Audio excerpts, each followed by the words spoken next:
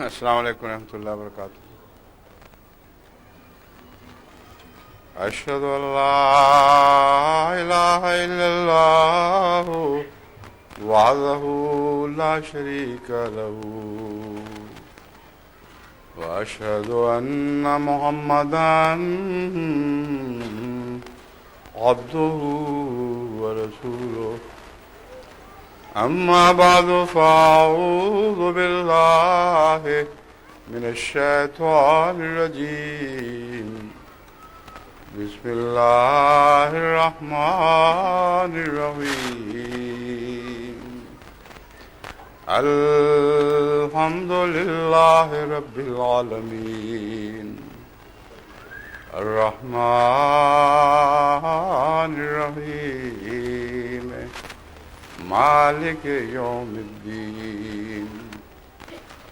ایاک نعبد وإياك نستعين.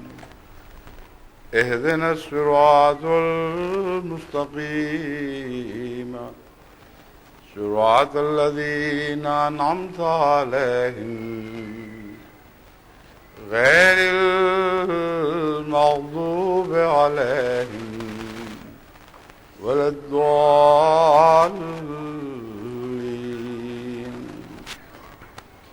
يا أيها النبي قل لأزواجك وبناتك ونساء المؤمنين يدنين عليهن من جلابيبهن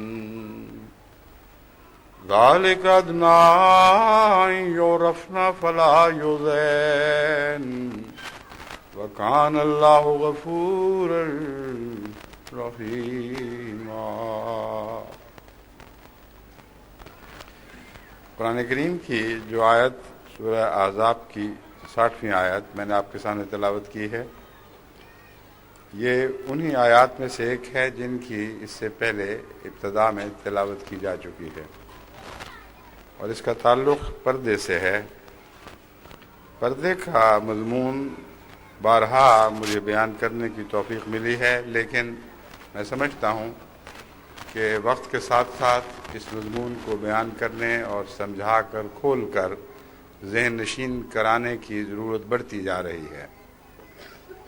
احمدیت ایک ایسے دور میں داخل ہو رہی ہے جہاں مختلف قوموں اور مختلف معاشروں سے احمدیت کا رابطہ ہو رہا ہے، اور مختلف قدریں ہر سمت سے احمدیت پر اثر انداز ہونے کی کوشش کر رہی ہیں، اور احمدیت تمام قدروں پر اثر انداز ہونے کی کوشش کر رہی ہے.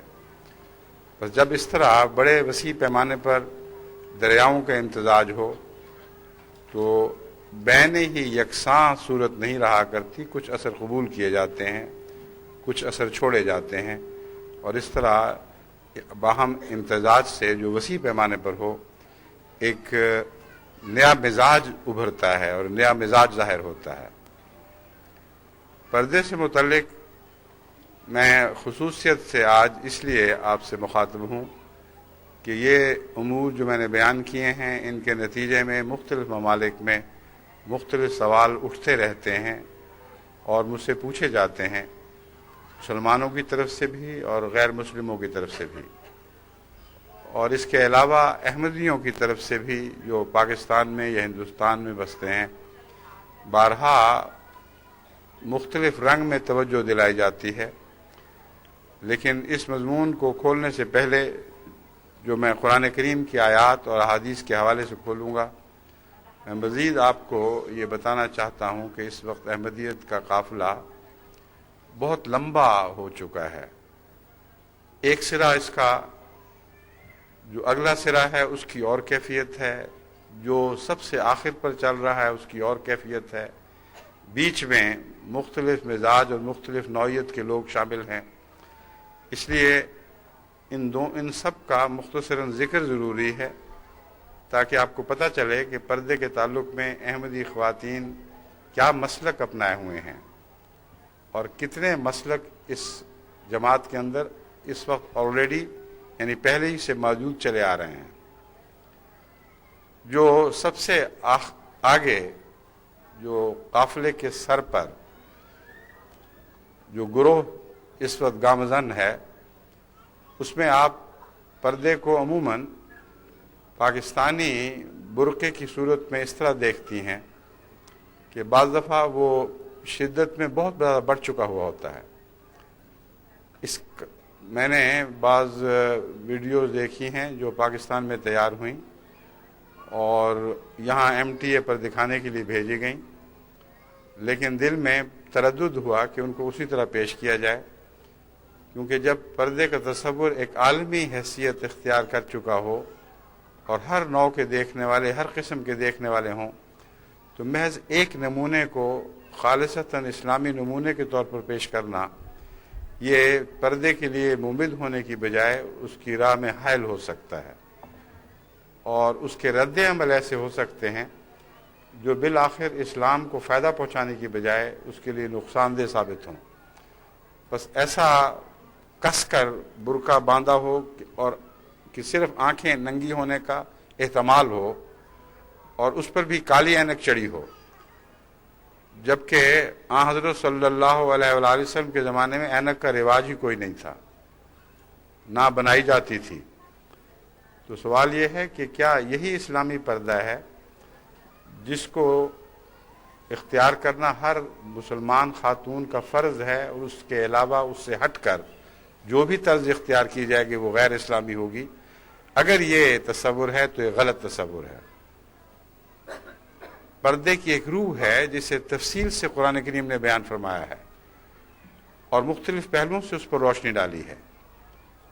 اس روح کو جب تک ہمیشہ پیش نظر نہ رکھیں گی اس وقت تک آپ کو حقیقت میں علم ہو ہی نہیں سکتا کہ پردہ ہے کیا اور کن حالات میں کس حد تک اس میں نرمی کی گنجائش ہے، کن حالات میں مزید احتیاط کی ضرورت ہے.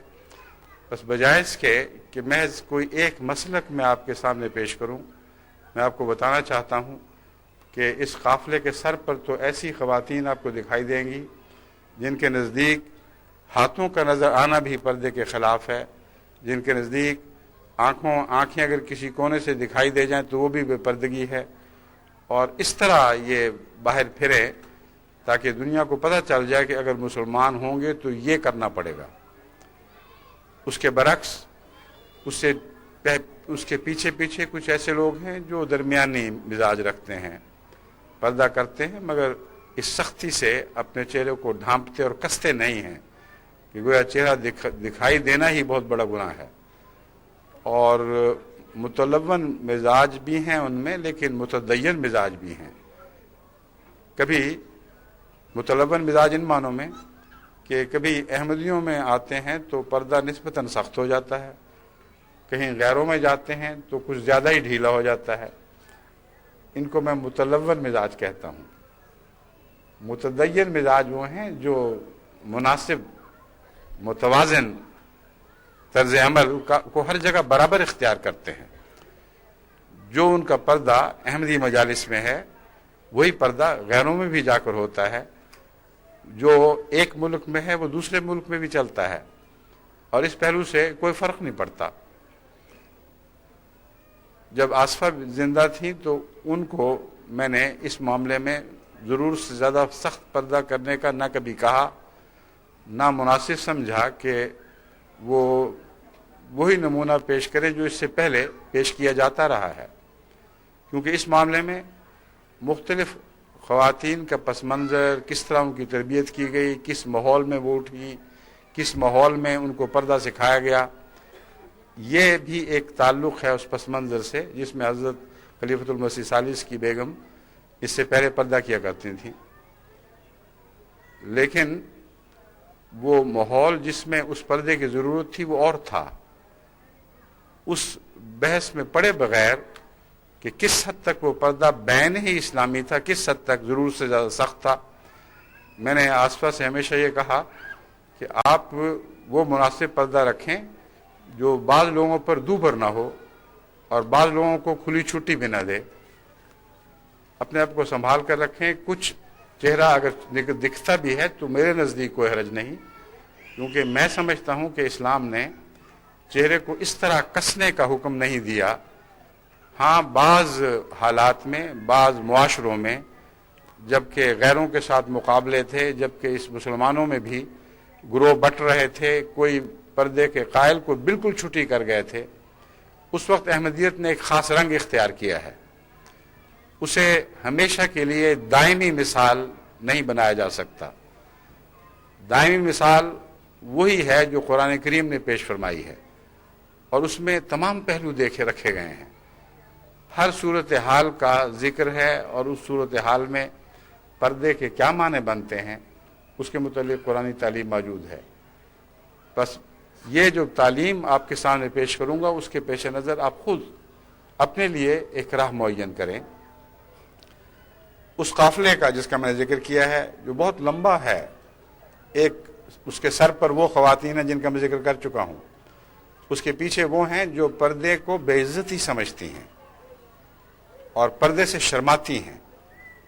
ان کا پردہ چھوڑنا ضرورت کے نتیجے میں نہیں، بلکہ پردے کے حکم سے حیا کرتی ہیں. اپنا جسم دکھانے میں ان کو حیا محسوس نہیں ہوتی، مگر قرآنی سنت کو اختیار کرنے میں ان کا دل حیا محسوس کرتا ہے. اور اس پہلو سے بعض خاندان ہیں جماعت احمدیہ میں جو بعض دوسری باتوں میں بڑے مخلص دکھائی دیں گے، مگر ان کی روایت بن گئی ہے کہ ہمارے خاندان میں پردہ نہیں آ سکتا، ہم اونچے ہیں. پردہ تو پرانے زمانے کے لوگوں کا کام ہے، نسبتاً ادنا ترقی یافتہ خاندانوں کا کام ہے. اسی طرح بعض پیشوں کے ساتھ پردے سے حیا وابستہ ہوتی جا رہی ہے.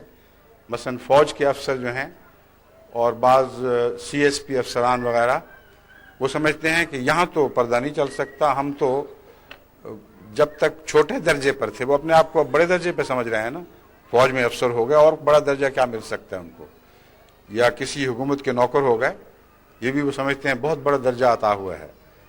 تو اب پردے کے درجے چھوٹے ہیں، ہمارے درجے اونچے ہو گئے ہیں. اگر ہماری بیویاں اسی طرح ہمارے ساتھ پردہ کر کے چلیں گی تو ہمارے آئندہ کے امکانات پر ایک بد سایہ پڑ جائے گا، ہماری ترقی کے امکانات روشن نہیں رہیں گے. اور ضروری ہے کہ ہماری بیویاں اسی طرح کا کردار اختیار کریں جیسے غیر احمدی بیویاں کرتی ہیں، اور اس سوسائٹی میں اسی طرح ملیں جس طرح غیر احمدی بیویاں ملتی ہیں. تو گویا وہ احمدیت سے نکل کر احمدیت میں رہتے ہوئے ایک الگ جزیرہ سا بنا لیتے ہیں.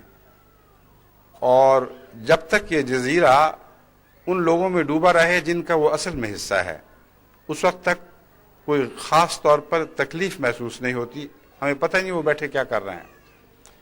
لیکن جب یہی لوگ اسی شان کے اور اسی مزاج کے ساتھ باقی احمدیوں میں داخل ہوتے ہیں اور ان پر سر انداز ہوتے ہیں، تو وہاں پھر خطرے کی گھنٹی بجنے لگتی ہے. اور ان کو سمجھانے کے لیے طبیعت مائل ہوتی ہے کہ تم کس بات میں فخر بنائے ہوئے ہو. یہ دنیا کی چھوٹی موٹی عزتیں، یہ چند ترقیاں، چند افسریاں کوئی بھی حیثیت نہیں رکھتی. اسلامی معاشرہ سب سے زیادہ قابل قدر چیز ہے، اور اس کو ہم نے نافذ کرنا ہے، ہم نے اس کی حفاظت کرنی ہے، ہم نے اس کو لے کر آئندہ مستقبل میں بڑھنا ہے. اگر غیروں کی نقالی میں تم اپنی قابل عزت اور قابل احترام چیزوں سے شرمانے لگو گے تو پھر دنیا میں نیکی پر شرم آنے لگے گی اور بدیاں قابل فخر ہو جائیں گی. اور یہ بات جو میں کہتا ہوں یہ بالکل حقیقت ہے. اسی طرح قومیں تنزل اختیار کرتی ہیں.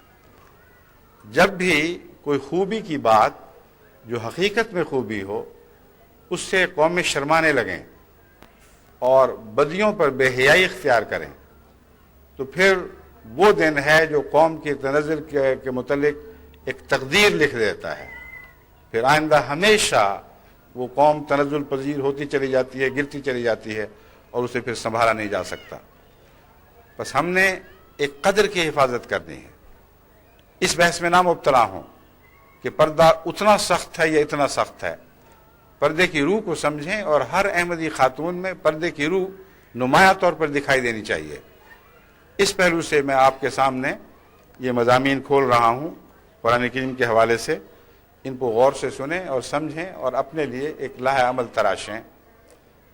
اس سے پہلے میں یہ بھی بتا چکا ہوں کہ اگر آپ کے نزدیک پردہ اتنا سخت نہیں جتنا بعض لوگوں کے نزدیک ہے، لیکن آپ نے وراثت میں وہ پردہ پایا ہوا ہے، تو پھر ایک دم اس کو کھولنا اور ایک دم اپنے طریق کو بدلنا یہ بھی خطرناک بات ہے، کیونکہ اس کے نتیجے میں بسا اوقات آپ کی نئی نسلیں یہ تاثر لیتی ہیں کہ آپ پردہ چھوڑ رہی ہیں، اور اب آئندہ کی نسل کے لیے اجازت ہے کہ جو چاہیں کرتی پھریں، اور ہمیشہ یہی ہوتا ہے، ہمیشہ وہ یہی تاثر لیتی ہیں، اور اس کے نتیجے میں پردے کی اعلیٰ اقدار پاؤں تلے روندی جاتی ہیں یا پیٹھ پیچھے پھینک دی جاتی ہیں۔ یہ ہے ضروری، کیونکہ قرآن کریم نے اس کو مختلف پہلوؤں سے مختلف رنگ میں بیان فرمایا ہے، اور آئندہ زمانے کی جنت کی تعمیر کے لیے پردے کی روح کو سمجھنا اور اسے نافذ کرنا حد سے زیادہ ضروری ہے۔ ایک حوا وہ تھی جس کے متعلق کہا جاتا ہے کہ وہ جنت سے نکالنے کا موجب بنی۔ اے احمدی بیٹیوں، اے احمدی ماؤں، اے احمدی بہنوں، میں تمہیں وہ حوا دیکھنا چاہتا ہوں جو از سر نو اس جنت میں داخل کرنے کا موجب بنے، اور پھر ہمیشہ کے لیے اس جنت میں ہم داخل رہیں اور اس کی امن کی چار دیواری میں اللہ کی رحمتوں کے پھل کھاتے رہیں، اور پھر کسی شیطان کو توفیق نہ ملے کہ ہم اس جنت سے ہمیشہ کے لیے نکالے جائیں۔ یہ وہ جنت ہے جو حضرت اقدس محمد مصطفیٰ صلی اللہ علیہ وآلہ وسلم پر دوبارہ نازل ہوئی، شریعت اسلامیہ کی صورت میں نازل ہوئی۔ یہاں جب ہم درختوں کی بات کرتے ہیں تو شجرہ طیبہ کی بات کرتے ہیں، کسی ظاہری دنیاوی درخت کی بات نہیں کر رہا ہے۔ قرآن کریم کے وہ احکام جو آپ کو ایک پاک دائمی ابدی زندگی کی طرف بلاتے ہیں، ایک آسمانی زندگی کی طرف بلاتے ہیں، اس کی مثال قرآن کریم نے شجرہ طیبہ سے دی ہے، جس کی جڑیں تو زمین میں پیوست ہیں مگر شاخیں آسمان سے باتیں کرتی ہیں۔ اللہ کے حکم سے وہ اپنا رزق پاتے ہیں، اللہ کے حکم سے ہر موسم میں پھولتے اور پھلتے ہیں، نہ خزاں ان کو نقصان پہنچاتی ہے نہ بہار۔ وہ دائمی پھولنے پھلنے والے درخت ہیں جو اللہ کی رحمت کے وارث بنے رہتے۔ معاف کرنا مجھے، اس پر ڈسٹرب نہ کریں، دے دیں شکل۔ دائماً اللہ کی رحمت کو خدا کے عطا کردہ روحانی پھلوں کے ذریعے دنیا کے لیے بھی ایک نعمت کا سامان پیدا کرتے ہیں۔ امر واقعہ یہ ہے کہ اگر کوئی قوم اس مقصد پر گامزن رہے اور ہمیشہ اس پر نظر رکھے کہ میری عمومی صورت، میرا عمومی کردار مجھے اللہ کے پھلوں کا، اللہ کی رحمت کے پھلوں کا وارث بنا رہا ہے یا نہیں بنا رہا، اگر یہ سوال ہمیشہ اٹھتا رہے تو پھر جو بھی رستہ تجویز ہوگا وہی درست رستہ ہے۔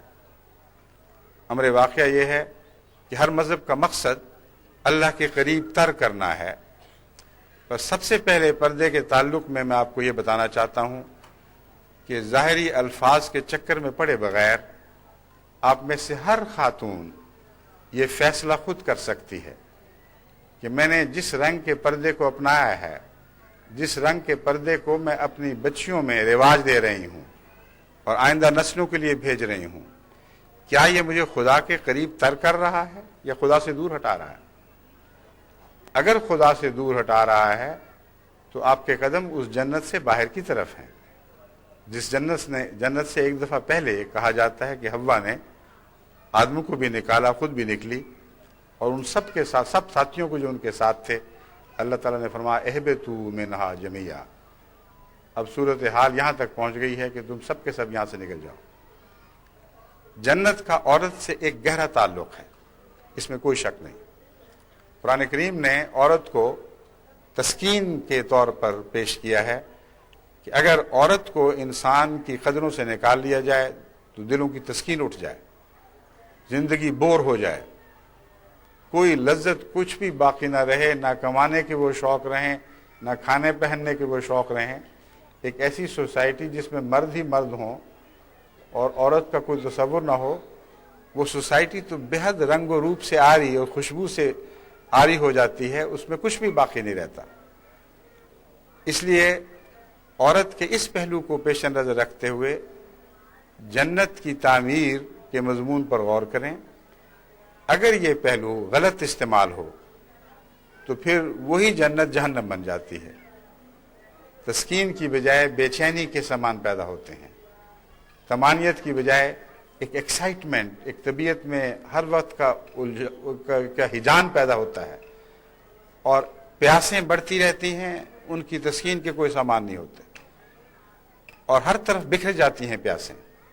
ہر طرف انسان تسکین کی حاصل کرنے کی کوشش کرتا ہے، اور ہر طرف سے بالآخر اس کو وہ سراب دکھائی دیتا ہے، جیسے ایک پیاسا پانی کی تلاش میں سراب کو دیکھتے ہوئے آگے بڑھتا ہے، لیکن جب پہنچتا ہے تو وہاں کچھ بھی نہیں پاتا سوائے اس کے کہ خدا اس کی اس عبث اور بیکار کوشش کا بدلہ اسے دینے کے لیے وہاں تیار ہو. بس مضمون کو سمجھیں، یہ دیکھیں کہ عورت نے جنت کو دوبارہ دینا ہے دنیا کو. یہ دیکھیں کہ محمد رسول اللہ کی لونڈیاں ہی ہیں، جو محمد رسول اللہ کی غلام عورتیں ہیں، انہوں نے ہی اس جنت کی پھر تعمیر کرنی ہے. اور پردے کا اس سے بہت گہرا تعلق ہے، یعنی پردے کے مضمون کا، پردے کی روح کا. اگر آپ اس پر قائم رہیں تو آپ کے گھر تسکین سے بھر جائیں گے، اور جو پاک نمونے آپ دنیا پہ چھوڑیں گی، جو اثرات دنیا پہ مترتب کریں گی، وہ اثرات اللہ تعالیٰ کے فضل سے ایک نئی جنت کی تعمیر شروع کریں گے اور ایک نئے معاشرے کی بنا ڈالیں گے. یہ وہ اعلیٰ مقصد ہے جس کی خاطر ہم بار بار آپ سے مخاطب ہوتے ہیں. یہ وہ اعلیٰ مقصد ہے جس کے حصول کے لیے میں چاہتا ہوں کہ تمام دنیا کی جماعتیں یکساں کوشش کریں، خواہ وہ انگریز احمدی عورتیں ہوں یا امریکن احمدی عورتیں ہوں، کالی ہوں یا گوری ہوں، افریقہ کی ہوں یا چین اور جاپان سے تعلق رکھتی ہوں، یا ہندوستان یا بنگلہ دیش سے. وہ ایک ہی امت ہیں، یاد رکھیں. اس لیے پردے کی روح یکساں سب میں برابر ہونی چاہیے. یہ درست نہیں ہے کہ انڈونیشیا کا پردہ اور ہے اور عرب کا پردہ اور ہے اور بنگال کا پردہ اور ہے اور ہندوستان اور پاکستان کے پردے اور ہیں.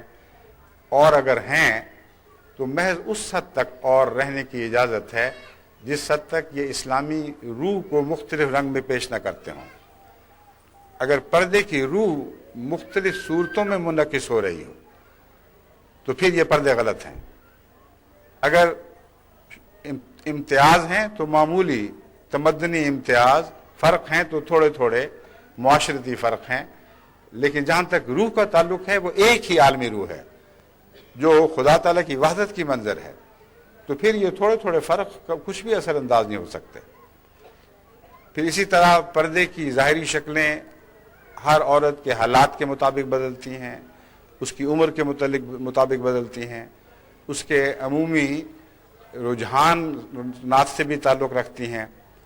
ایک عورت بچپن ہی سے مثلا اس مزاج کی ہے کہ اس کو ادھر ادھر جھانکنے کی عادت ہی نہیں، وہ اپنے من میں صرف مصروف، اپنے آپ میں ڈوبی ہوئی ایک ایسا کردار پیش کرتی ہے شروع ہی سے. بعض بچیاں میں نے دیکھی ہیں شروع سے اس کردار کی ہوتی ہیں، جن کو قرآن کریم المومنات الغافلات قرار دیتا ہے. یہ غافل عورتیں ہیں، ان کو کچھ بھی پرواہ نہیں گرد و پیش کی. ان کا پردہ ڈھیلا ہو یا سخت ہو کسی کو کوئی دعوت نہیں دیتا. وہ اپنے من میں ڈوبی ہوئی عورتیں ہیں اور آزاد ہیں اس بات سے کہ دنیا انہیں کیا دیکھ رہی ہے اور کیا نہیں دیکھ رہی. قرآن کریم فرماتا ہے کہ جو ایسی عورتوں پہ الزام لگاتا ہے وہ سب سے مکروہ جرم کرتا ہے، اور یقیناً اللہ تعالیٰ اسے سخت سزا دے گا. بس ایک غافلات کی دنیا ہے، وہ ایک اور ہی دنیا ہے جو جاری و ساری تمدن، مقامی تمدن اور مقامی روایات سے الگ ایک عالمی دنیا ہے جس سے وہ تعلق رکھتی ہیں.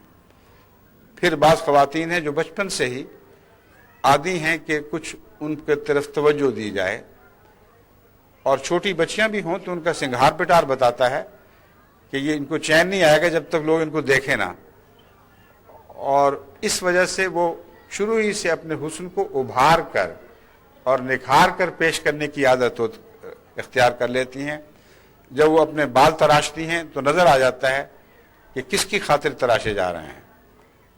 جب وہ اپنا حلیہ بناتی ہیں، جو بھی بنائیں، تو یہ بحث نہیں ہے کہ لپسٹک جائز ہے یا ناجائز ہے، جائز ہے، مگر بنانے والے ہاتھ، لپسٹک لگانے والے ہاتھ فیصلہ کرتے ہیں کہ یہ لپسٹک جائز ہے یا ناجائز ہے.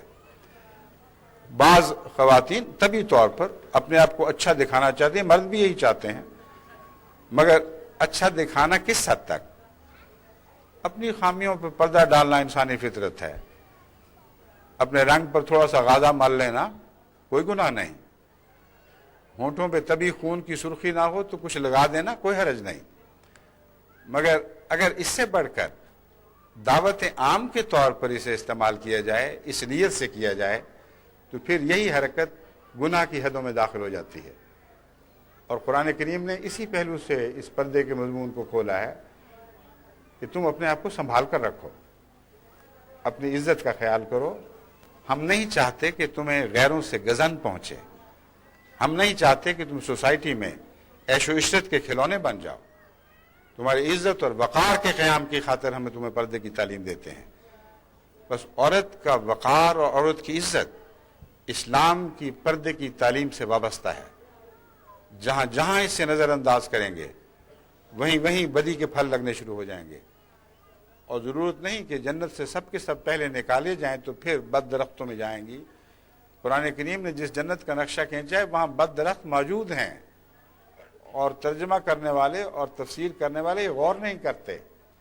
اگر وہ جنت کچھ اور تھی جیسی مرنے کے بعد نصیب ہوگی تو وہاں بدی کے پھل کیا کام کر رہے تھے، وہاں ان کا وجود کیا حیثیت رکھتا تھا، کس طرح خدا نے اس پاک جنت میں ناپاک ناجائز پھلوں کو اگنے کی اجازت دی۔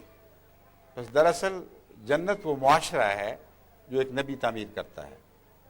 اس معاشرے میں ہر قسم کے لوگ ہوتے ہیں، کچھ بد درختوں کی مثال، کچھ نیک درختوں کی مثال، اور معاشرے کو عمومی طور پر یہ تعلیم ہے کہ نیک درختوں سے تعلق قائم کرو اور بد درختوں سے تعلق کاٹ رکھو۔ اگر ایسا نہیں کرو گے تو بدیاں آخر تم پر غالب آ جائیں گی اور تمہاری جنت کی حیثیت بدل جائے گی، یہاں تک پھر آسمان سے آوازیں آئیں گی کہ اس جنت سے نکل جاؤ، اب تمہارا اس جنت سے کوئی تعلق نہیں ہے۔ اس پہلو سے پردے کو سمجھیں، کوئی سختی کا حکم نہیں ہے، بلکہ ایک نیک مشورہ ہے، ایک نصیحت ہے۔ اگر اسے سمجھیں اور سنیں اور اس کی روح کو قائم کریں تو آپ کا بھی فائدہ ہے اور جماعت کا بھی فائدہ ہے، اسلام کا فائدہ ہے۔ تمام عالم میں ایک ہی روح کی علمبردار عورتیں آئندہ زمانوں کے لیے جنت پیدا کر جائیں گی، اور ہم امید رکھتے ہیں کہ وہ جنت ہمیشہ ہمیشہ کے لیے قائم رہے گی۔ مگر ابھی سے جو رخنے پیدا ہو رہے ہیں، ابھی سے جو چیلنجز اٹھ رہے ہیں، ان کے مقابلے کے لیے سارے مضمون کو سمجھنا ضروری ہے۔ وہ آیات جن کی آپ کے سامنے تلاوت کی گئی ہے، اس میں بہت سے مضامین بیان ہوئے ہیں، مگر اگر اس کا ترجمہ آپ سن چکے ہیں، اگر تفصیل سے ان آیات کی تفسیر کی جائے تو باقی مضامین ممکن ہے اس تھوڑے سے وقت میں بیان ہی نہ کیے جا سکیں۔ اس لیے چونکہ پہلے میں ان آیات پر روشنی ڈال چکا ہوں، یعنی آیات جو روشنی مجھ پر ڈالتی ہیں اس میں آپ کو بھی شریک کر چکا ہوں، اس لیے میں چند دوسری آیات جو بعض دوسرے پہلوؤں کا ذکر کرتی ہیں وہ آپ کے سامنے رکھتا ہوں۔ اللہ تعالیٰ فرماتا ہے والقواعد من النساء اللاتي لا يرجون نکاحا فليس عليهن جناح ان يضعن ثيابهن غیر متبرجات بزینہ وان يستعففن خیر لهن واللہ سمیع علیم، کہ وہ عورتیں جو بیٹھی رہ جاتی ہیں، اللاتی لا یرجون نکاحا، جو نہ نکاح کی امید رکھتی ہیں نہ ضرورت محسوس کرتی ہیں، یعنی بعض دفعہ بیوگان بڑی عمر کی ہو جاتی ہیں، بعض دفعہ وہ کنواریاں یعنی القواعد، وہ کنواریاں جو بڑی عمر کو پہنچ جاتی ہیں اور اپنے اندر نہ کوئی حاجت پاتی ہیں نکاح کی، نہ دنیا سمجھتی ہے کہ ان کو نکاح کی ضرورت ہے، ان کے متعلق فرمایا فَلَيْسَ عَلَيْهِنَّ جُنَاحٌ أَن يَضَعْنَ ثِيَابَهُنَّ، ان پر کوئی حرج نہیں کہ اپنے وہ پردوں کے اہتمام جو انہوں نے کیے ہوئے تھے وہ اتار دیں۔ عام سادہ زندگی میں لوگوں کے سامنے پھریں، جس طرح مرد عام لباس میں پھرتے ہیں وہ بھی عام لباس میں بے شک پھریں، مگر ایک شرط ہے کہ جاہلیت کے سنگھار پھر نہیں کرنے۔ مگر بہتر ہے یستعففنا، اس کے باوجود ان کا بچ کر رہنا زیادہ مناسب ہے، کیونکہ سوسائٹی بیمار ہوتی ہے بعض دفعہ۔ بعض ایسے گندے مزاج کے، ٹیڑھے مزاج کے مرد ہوتے ہیں جو ہر طرف نظر ڈالتے ہیں تو بد نظر ہی ڈالتے ہیں۔ تو فرمایا ان کے لیے بہتر تو یہی ہے کہ استعفاف کریں، یعنی جس حد تک بچ سکتی ہوں بچیں، لیکن اس تعلیم کے پیش نظر اگر وہ نسبتاً کھلے بندوں، کھلے عام باہر نکلتی ہیں تو کوئی حرج نہیں ہے۔ اس ضمن میں حضرت اماں جان رضی اللہ تعالی عنہا کی مثال وہ اس مثال میں نہیں آتی، مگر میں آپ کو بتانا چاہتا ہوں کہ بڑی عمر میں جا کر، اول تو یہ کہ وہاں قادیان میں اور ربوہ میں بھی ہر ایک نظر جو آپ کو دیکھتی تھی جو احمدی، وہ ایک مقدس ماں کے طور پر دیکھتی تھی، اور آپ کے جلال کے روب سے نظریں اٹھتی ہی نہیں تھیں آپ کے چہرے کی طرف۔ مگر ایک عمر میں جا کر آپ کے لیے ممکن نہیں تھا کہ پردہ کھینچ کر اوپر سے نیچے لائیں، اس لیے آپ چھتری لے لیا کرتی تھی، اور چھتری لے کر دارالانوار مثلا سیر کے لیے جاتی تھیں۔ کبھی ڈلہوزی میں بھی مجھے توفیق ملی آپ کے ساتھ جانے کی، تو جب دیکھے غیر مرد آئے ہیں تو ان کے سامنے چھتری جھکا لی، اور پھر چھتری اونچی کر کے کھلی ہوا کے لطف سے لطف اندوز ہوئیں۔ حالانکہ اس عمر میں جا کر عام عورتوں کے لیے بھی یہی حکم ہے، جو ایسے مقدس مقام نہ بھی رکھتی ہوں، کہ تم نسبتاً آسان زندگی اختیار کر لو، کوئی گناہ نہیں ہے، لیکن استعفاف کا پہلو ایسا ہو کہ دنیا کو نظر آئے کہ یہ بچنے والی عورتیں ہیں، یہ عام عورتیں نہیں ہیں۔ دوسری شرط یہ ہے متبرجات بزینہ، بعض عورتیں بڑی عمر میں بھی سنگھار پٹار بہت کرتی ہیں، صرف جوانی کا قصہ نہیں ہے۔ ان کو آپ کہیں نا چلو بازار چلتے ہیں، کہتے ٹھہرو میں تیار ہو جاؤں۔ کیوں تیار ہونا ہے؟ اچھی بلی گھر میں بیٹھی ہوئی، صاف پاکیزہ روحانی چہرہ ہے، کیا کرنا ہے اس کو؟ تو کہتی ہیں تھوڑی سی لپسٹک، تھوڑا سا سنگھار ونگھار، ٹھیک تو ہو جاؤں، باہر نکلنا ہے، کیا لوگ دیکھیں گے، کیا سمجھیں گے؟ تو یہ عورت کی فطرت ہے۔ اسی لیے قرآن کریم دیکھیں کتنا پاک الہی کلام ہے، فطرت کی گہرائیوں تک اترتا ہے۔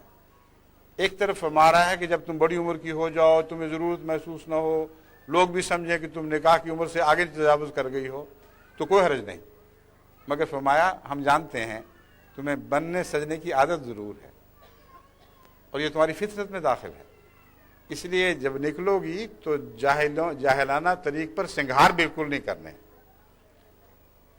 اب وہ نسبتاً ماڈرن احمدی عورتیں جو سمجھتی ہیں کہ ان کی عزت ماڈرن ہونے میں ہے، ان کو میں نے احمدیت کے قافلے کے سر پر نہیں رکھا، کیونکہ میرے نزدیک وہ ماڈرن نہیں، وہ بیک ورڈز ہیں۔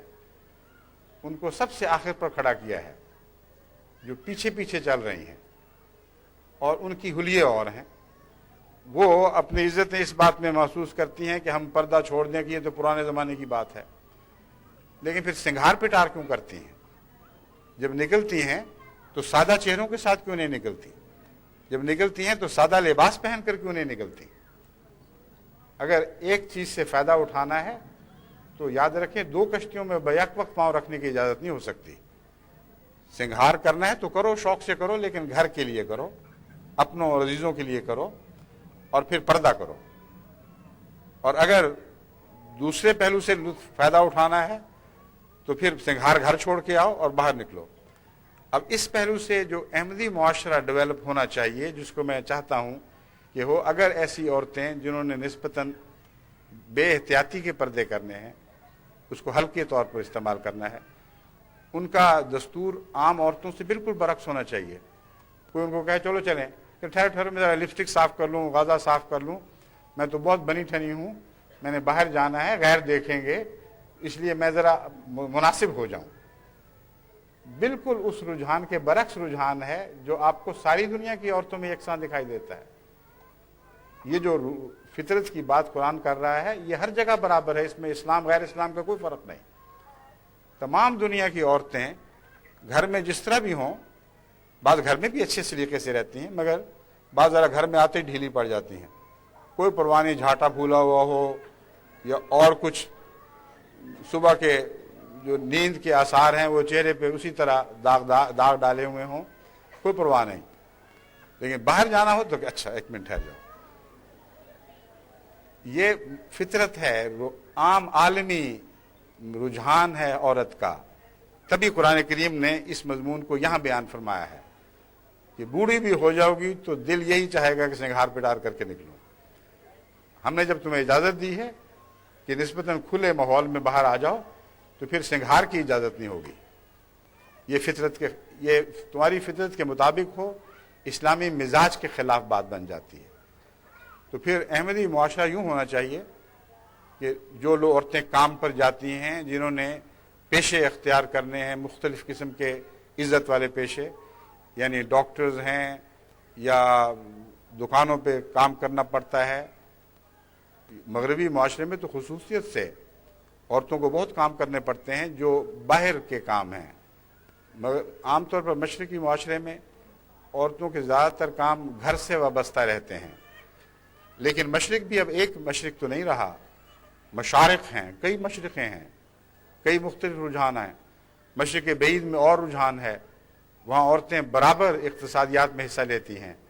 افریقہ میں اور رجحان ہے، وہاں مردوں سے زیادہ بعض جگہ عورتیں اقتصادیات میں حصہ لیتی ہیں، بچے پیدا کرتی ہیں، ان کو اٹھایا ہوا پیٹھ کے اوپر، ایک سامنے جھولی میں ڈالا ہوا، پھر ہل بھی چلا رہی ہیں، پھر فصلیں بھی کاٹ رہی ہیں، پھر مارکیٹ پر جا کر دکانیں بھی لگا رہی ہیں. اب ایسی عورتوں کو آپ یہ کہیں کہ اسلام کہتا ہے کہ تم کس کے برقع سامنے رکھو اور کالی عین کے پہن کے باہر نکلو اور ہاتھ بھی نظر نہ آئیں، تو اس غریب قوم کو بھوکا مارنے والی بات ہے. کہاں اسلام یہ کہتا ہے؟ اسلام جو کچھ بھی کہتا ہے یاد رکھیں آپ کی عزت اور حفاظت کے قیام کی خاطر کہتا ہے، کسی بنیادی انسانی حق سے محروم کرنے کے لیے نہیں کہتا. بس پردہ جس معاشرے میں بھی ہو وہاں کسی صورت میں بھی عورت کو اس کے بنیادی حقوق سے محروم نہیں کرتا، اس کے اس بنیادی حق کو قائم کرتا ہے کہ چونکہ وہ نسبتاً زیادہ لطیف چیز ہے، خدا تعالیٰ نے اس کو ایک نمایاں حسن عطا کیا ہے. وہ حسین ہو یا نہ ہو، اس کی نسوانیت میں ایک حسن ہے جس کی طرف نظریں جذب کے ساتھ اٹھتی ہیں. اس لیے اس کی حفاظت کی خاطر پردہ ہے، نہ کہ اس کو محروم کرنے کے لیے. اگر محروم کرتا ہے پردہ تو گندے مردوں کو محروم کرتا ہے. ان مردوں پر قدغن ہے جن کا دل یہی چاہتا ہے کہ پردہ اٹھ جائے اور پھر وہ مزے کرتے پھریں جس طرح بھی چاہیں. تو یہ بالکل غلط مفہوم ہے جو پردے کا سمجھا جا رہا ہے دنیا میں کہ اسلام نے عورت پہ پابندی لگا دی ہے. اسلام نے مرد پر پابندی لگائی ہے کہ تم لوگوں پر ہمیں اعتبار کوئی نہیں. جس طرح عورت کی فطرت ہے سنگھار کرے، تمہاری فطرت ہے کہ دوسروں کے سنگھار سے ناجائز فائدے اٹھاؤ اور جگہ جگہ اپنی نظروں کو ناحق سیراب کرتے پھرو. اس کی اجازت نہیں ہے، چونکہ مرد اپنی فطرت سے مجبور ہے اور اس کی نظریں زیادہ بہکتی ہیں عورت کے مقابل پر. اس لیے اللہ تعالیٰ نے اس کو ان مواقعوں سے محروم کر دیا. اب عورتیں بند سمجھ کر پبلک میں نہیں آئیں گی، تاکہ جو کچھ بھی تمہیں خدا نے جائز ضروریات عطا کی ہیں ان کو جائز ذریعے سے پورا کرو اور اپنے گھر میں پاک ستھرے ماحول میں تسکین قلب کے سامان حاصل کرو. اس لیے اسلامی معاشرے کی اس روح کو آپ کے لیے سمجھنا بہت ضروری ہے، ورنہ حقیقت میں آپ پردے کا حق ادا نہیں کر سکتی، نہ اس کی روح کو سمجھ سکتی ہیں. بس کسی کام سے محرومی کے لیے، کسی حق سے محرومی کے لیے پردے کی تعلیم قرآن کریم میں کہیں بھی مذکور نہیں ہے. ہر جگہ پردے کی تعلیم کا مطالعہ کر کے دیکھ لیں، احادیث کا مطالعہ کر لیں، عورت کو کبھی کسی پہلو سے اس کے جائز بنیادی حق سے اسلامی پردہ محروم نہیں کرتا. ہاں اس کی حفاظت کرتا ہے، اس کی عزت کی حفاظت کرتا ہے، اس کی تسکین کی حفاظت کرتا ہے، اس کے گھر کی حفاظت کرتا ہے، اس جنت کی حفاظت کرتا ہے جو عورت کے بغیر بنائی نہیں جا سکتی. عورت کو اس جنت سے نکال دیں تو آدم ویسے ہی پیچھے پیچھے نکل جائے گا، اس بیچارے کا کیا رہ جاتا ہے.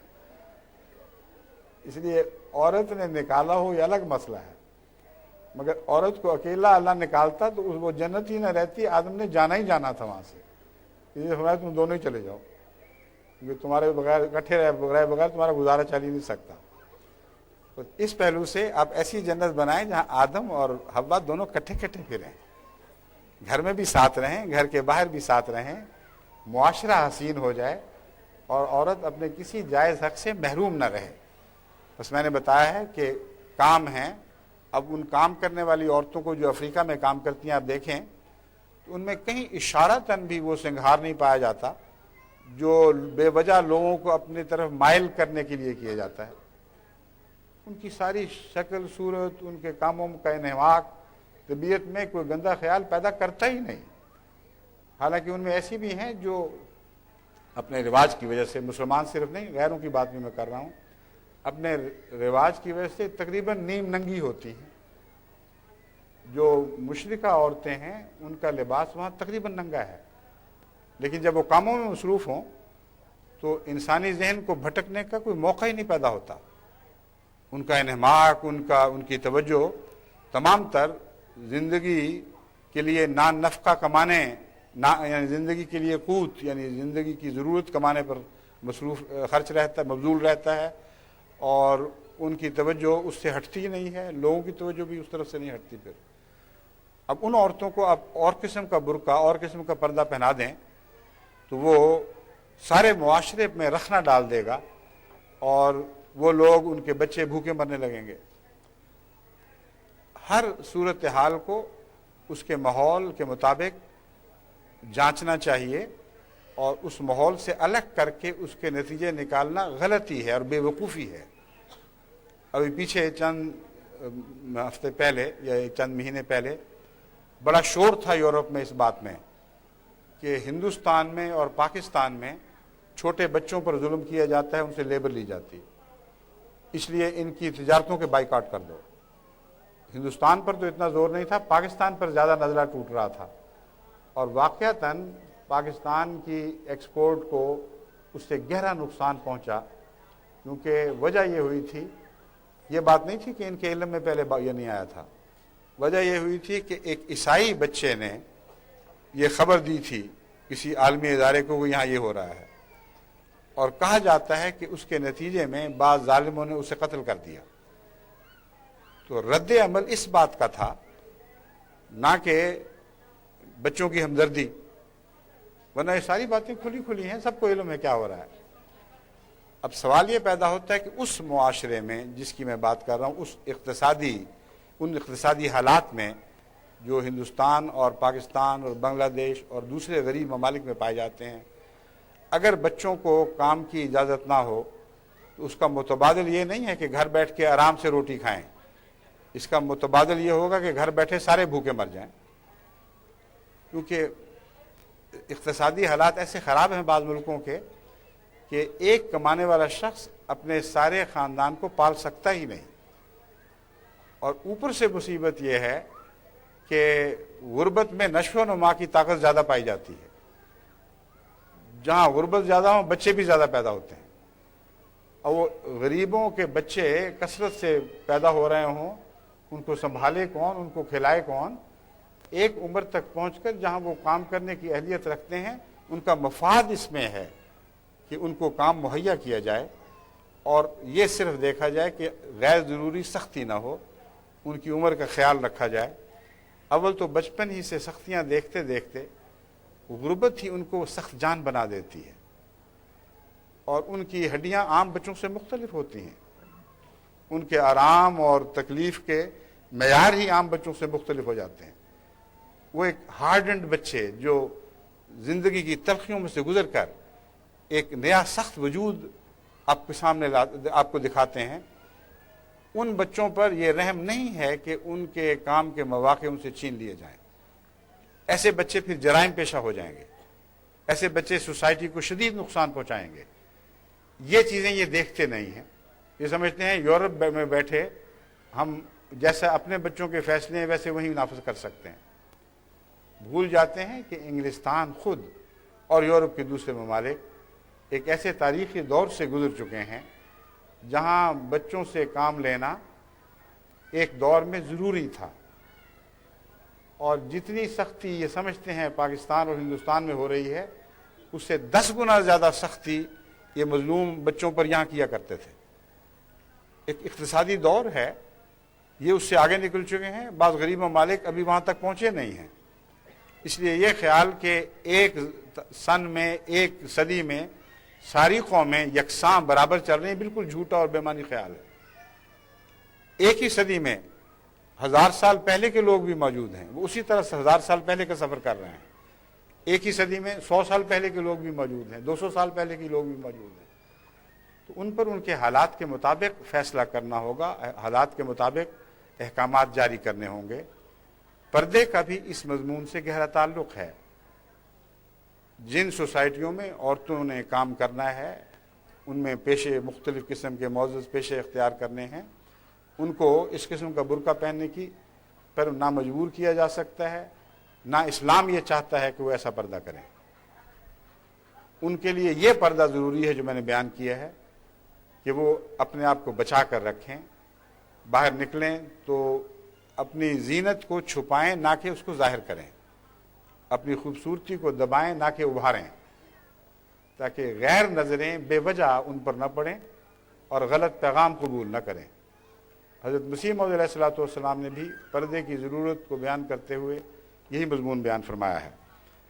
بس ایک تو والقواعد من النساء والی آیت ہے النور کی، وہ اس مضمون کے مختلف پہلوؤں پر روشنی ڈال رہی ہے۔ دوسری، میرا وقت کتنا ہے جی، مجھے یہ تو بتا دیں۔ اب بے شک لیں پیالی، وقت کتنا ہے کچھ پتہ نہیں؟ اگلا پروگرام کب ہے پتہ کروائیں۔ دوسری آیت جو میرے سامنے ہے، وَقَرْنَ فِي بِيُوتِكُنَّ وَلَا تَبَرَّجْنَ تَبَرُّجَ الْجَاهِلِيَّةِ الْأُولَىٰ وَأَقِمْنَ الصَّلَاةَ وَآتِينَ الزَّكَاةَ وَأَطِعْنَ اللَّهَ وَرَسُولَهُ إِنَّمَا يُرِيدُ اللَّهُ لِيُذْهِبَ عَنكُمُ الرِّجْسَ أَهْلَ الْبَيْتِ وَيُطَهِّرَكُمْ تَطْهِيرًا۔ یہ جو آیت ہے جس میں ایک نسبتاً سخت پردے کا حکم دکھائی دیتا ہے، اس کا تعلق حضرت اقدس محمد مصطفیٰ صلی اللہ علیہ وآلہ وسلم کی بیویوں اور اہل بیت سے خصوصیت سے ہے۔ اس کی وجہ یہ ہے کہ بعض رشتوں کے نتیجے میں بعض خاندان خصوصیت کے ساتھ تنقید کا نشانہ بھی بنتے ہیں، اور ان کی رسمیں نسبتاً زیادہ آگے قدم بڑھا کر عام طور پر قبول کی جاتی ہیں۔ اگر وہ ایک قدم بے پردگی کی طرف آگے بڑھیں تو لوگ 10 قدم اس حوالے سے پھر آگے بڑھ جاتے ہیں، اس لیے ان کی ذمہ داریاں مختلف ہیں۔ اچھا جی، پھر میں سنبھال لوں گا انشاءاللہ اس وقت کے اندر۔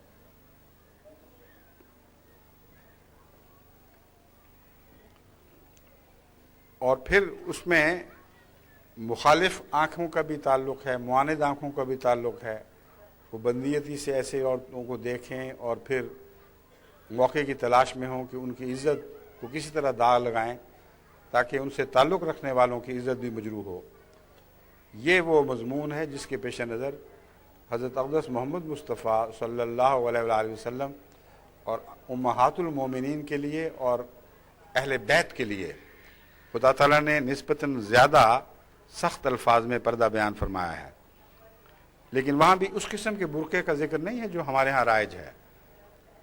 میں یہ نہیں کہتا کہ یہ غلط ہے، یہ ایک انداز تھا جسے اختیار کیا گیا۔ میں صرف یہ بتانا چاہتا ہوں کہ اسے تنہا اسلامی نمائندہ پردہ نہیں کہا جا سکتا۔ اگر یہ کہیں گے تو اسلام کے آغاز میں جو مسلمان خواتین حضرت صلی اللہ علیہ وسلم سے تربیت پا کر پردے کا نمونہ پیش کرتی تھیں، ان میں یہ برقع آپ کو دکھائی نہیں دے گا۔ تو کیا یہ نتیجہ نکلے گا کہ ان کو تو پردے کا علم نہیں تھا؟ بعد میں ہندوستان اور پاکستان میں پردے کا حقیقی علم ہوا تو انہوں نے اس کی صحیح صورت پیش کی۔ اس لیے جب میں ایک بات بیان کرتا ہوں تو لازم ہے کہ اس کے سارے پہلو کھول کر آپ کے سامنے رکھوں تاکہ غلط فیصلے نہ کریں۔ یہ میں پھر دوبارہ اصرار کرتا ہوں کہ جن کو یہ پردہ ورثے میں ملا ہے، اگر انہوں نے بے احتیاطی کی اور اسے یہ کہا کہ یہ عذر رکھ کر اتار پھینکا کہ اسلام کے آغاز میں اس قسم کا برقع نہیں تھا، تو وہ اپنے آپ کو بھی شدید نقصان پہنچائیں گی، اپنی نسلوں کو بھی شدید نقصان پہنچائیں گی، اور ان کی نسلوں سے پھر پردہ اٹھ جائے گا۔ اس لیے جس صورتحال میں کوئی انسان پکڑا جائے اس کے مطابق موزوں طریق اختیار کر کے اس سے نجات کی کوشش کی جاتی ہے، نجات حاصل کرنے کی کوشش کی جاتی ہے۔ بس ایک لمبا سفر ہے، ایک وقت آئے گا بالآخر جب کہ جماعت احمدیہ کو ایک ہی قسم کا عالمی پردہ پیش کرنے کی توفیق عطا ہوگی، جس میں پردے کی روح ہمیشہ پیش نظر رہے گی اور اسے ہی بنیادی اہمیت دی جائے گی۔ مگر جب میں مختلف پردوں پر تبصرے کرتا ہوں تو اس سے ہرگز یہ نتیجہ نہ نکالیں اور پھر میرے حوالے دے کر اپنے نفس کی بھٹکی ہوئی خواہشات کی تسکین نہ کریں کہ انہوں نے کہہ دیا کہ یہ برقع رسول اللہ صلی اللہ علیہ وسلم کے زمانے میں موجود نہیں تھا، اس لیے اتار کے پھینکو اس کو۔ ہرگز میں نے یہ نہیں کہا، نہ میں اسے مناسب سمجھتا ہوں۔ پاکستان کے ماحول میں خصوصاً ان خاندانوں میں جو اقتصادی لحاظ سے اوپر کے مرتبے پر ہیں، اس قسم کی حرکت بڑی سخت نقصان دہ ہوگی۔ رفتہ رفتہ مزاج میں تعدیل پیدا کریں، اعتدال کے ساتھ ضرور سے زیادہ سختیاں جھاڑنی شروع کریں، لیکن جو قدم بھی اٹھائیں اس میں قرآن کریم کے اس حکم کو ہمیشہ پیش نظر رکھیں کہ استعفاف اختیار کریں، استعفاف کریں۔